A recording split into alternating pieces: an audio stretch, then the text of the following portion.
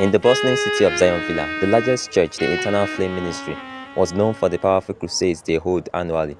The pastor, a fiery and charismatic preacher, had announced a 3-day event like usually done every year, the Crusade of Breakthrough.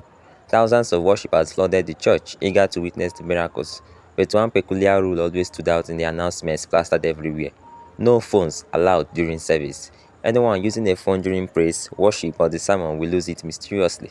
The rule seemed like an overreaction. A lot of people said many things concerning this rule. Some persons had to reject the invitation because of this rule. Some said, after all, aren't phones the best way to share the message of the Lord? But the rumors spread like wildfire. A man had reportedly lost his brand new smartphone during a previous crusade after live streaming the pastor's fairy sermon.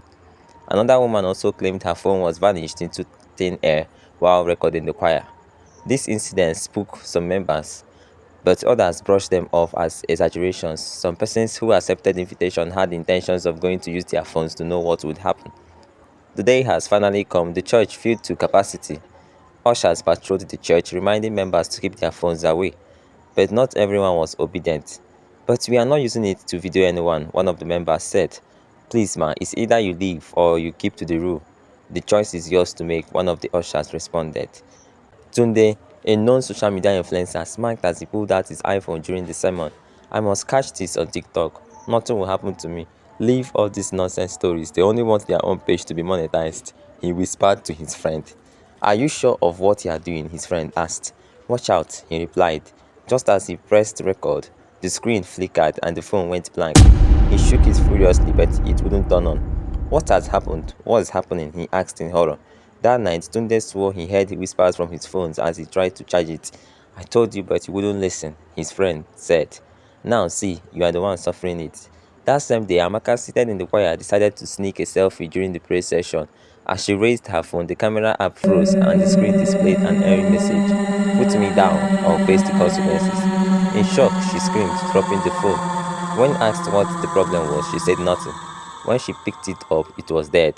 The next day, the church was abuzed with stories of cursed phones. Those who ignored the rule faced the consequences. Despite the warnings, some members thought it was a joke orchestrated by the church to enforce discipline. Bola, a proud tech enthusiast, said to himself, "There are several ways to kill a rat," and he decided to challenge the rule.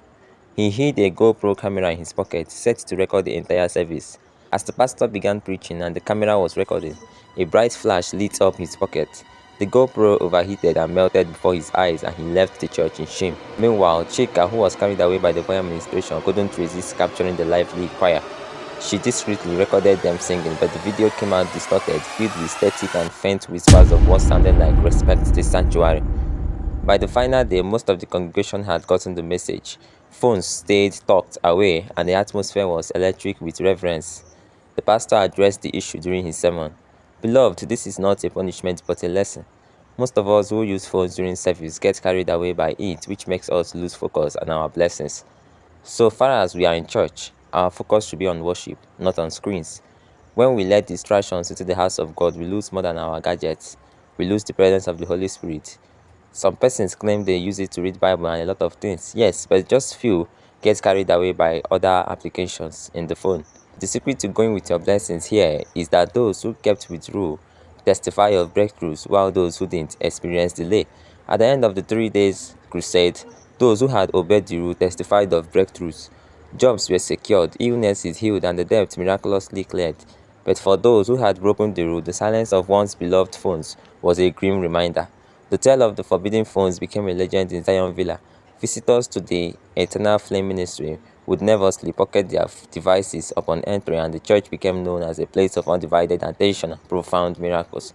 As for Tunde, Amaka, Bola, and Chika, they never forgot their lessons. Tunde donated his repaired phone to charity. Amaka became the church's official photographer with permission. Bola embraced a simpler life, and Chika, she started a blog about respecting sacred spaces, all without ever pulling out her phone during church again. Thanks for watching my video. Please do not forget to subscribe to my channel if you haven't, in order to get notified when we upload our subsequent videos. And drop in the comment section if you think using phone in church is bad. Thank you.